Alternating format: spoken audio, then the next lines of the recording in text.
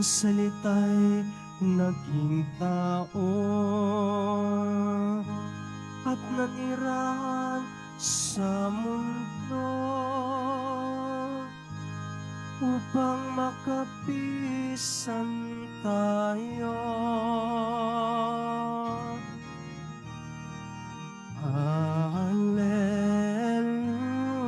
Hallelujah, hallelujah,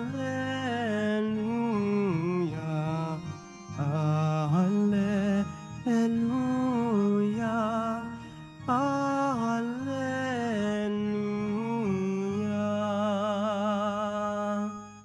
Sumainyo ang Panginoon. At sumairin. Ang mabuting balita ng Panginoon ayon kay San Lucas. Papuri sa iyo, Panginoon.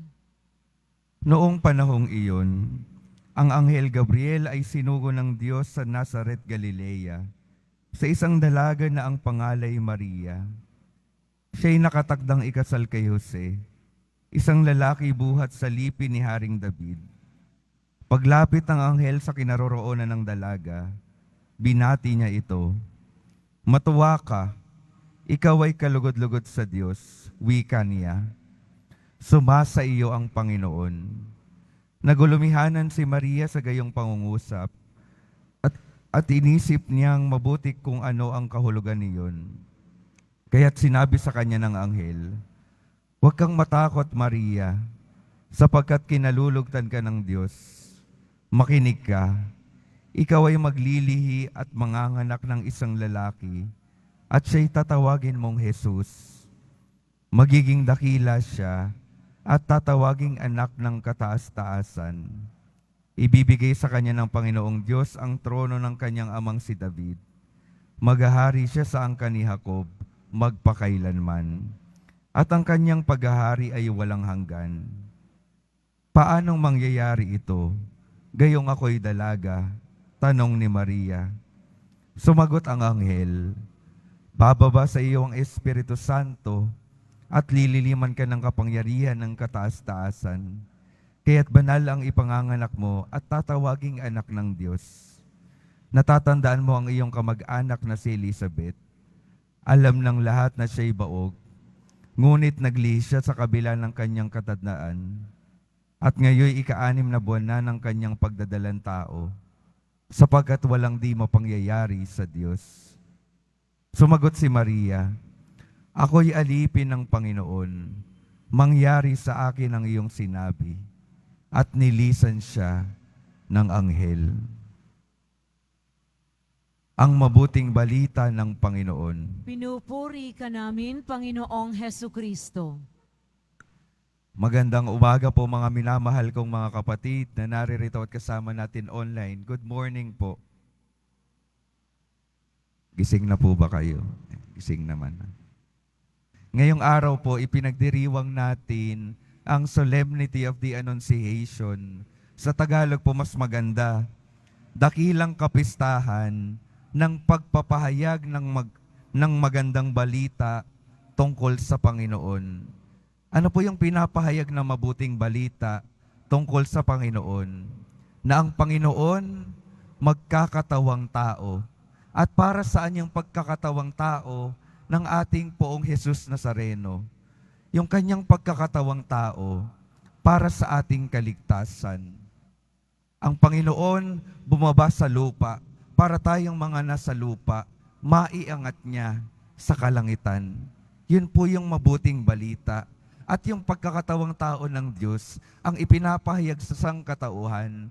Gusto tayong makapiling ng Diyos magpasawalang hanggan. At paano nangyari yung pagkakatawang tao ng Diyos at pagbibigay niya ng kaligtasan sa sanlibutan?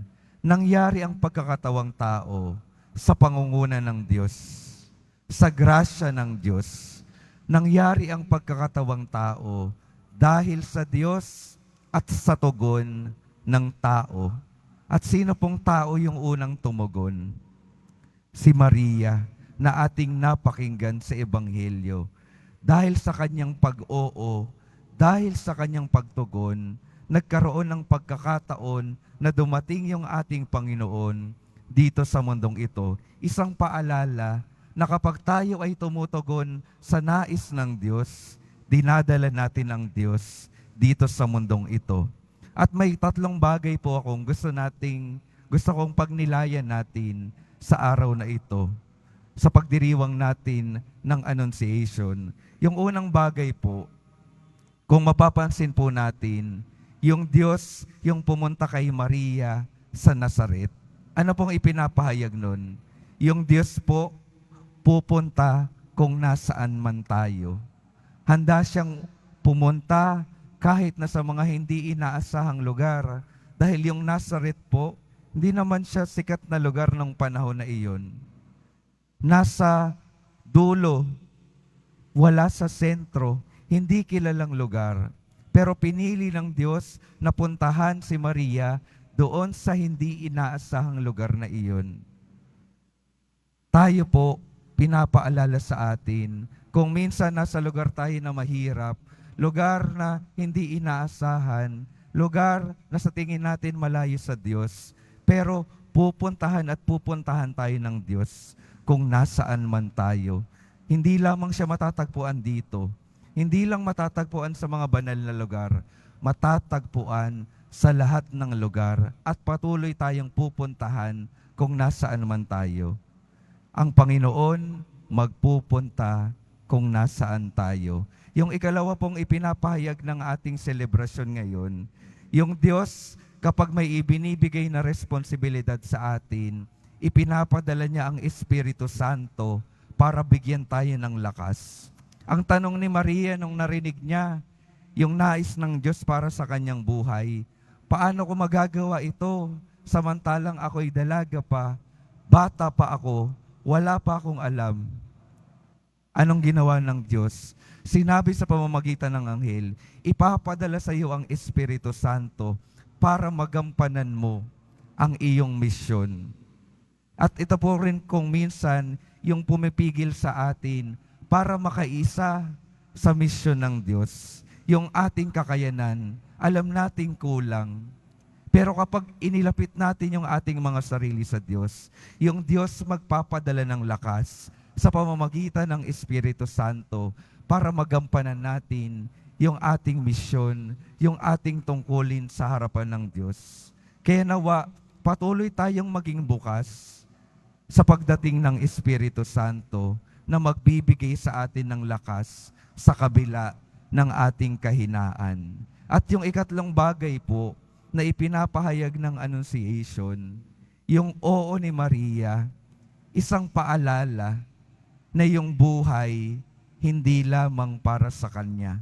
Yung kanyang buhay, inaalay niya para sa sangkatauhan. Nawa sa pagdiriwang natin ng Annunciation, sa pagdiriwang natin ng pag-aanunsyo ng mabuting balita tungkol sa Panginoon, maging katulad tayo ni Maria, maalala natin na yung buhay natin ay hindi lamang para sa atin.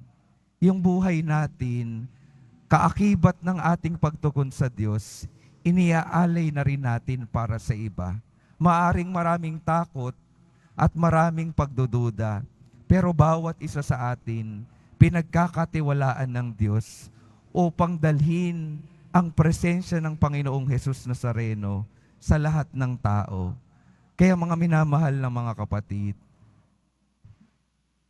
ang pautuloy na paanyaya sa bawat isa sa atin, nawa yung ating mga buhay, katulad ni Maria, maging tagapagdala ng mabuting balita ng presensya ng Panginoon sa pamamagitan ng pagpapasok sa Panginoon sa ating mga buhay, pagbubukas ng sarili sa Espiritu Santo, at patuloy na pagtugon sa tawag ng Panginoon, ngayon at magpasawalang hanggan. Amen.